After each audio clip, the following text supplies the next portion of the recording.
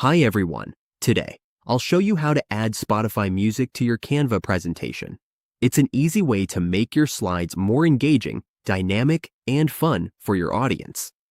On the Canva editing page, adding Spotify is very straightforward.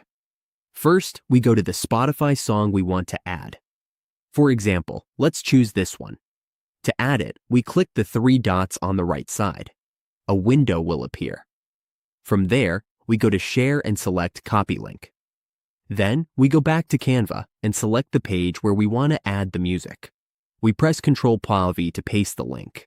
We can place it anywhere on the canvas and resize it to fit our preferences. When we play it, the music will start right away.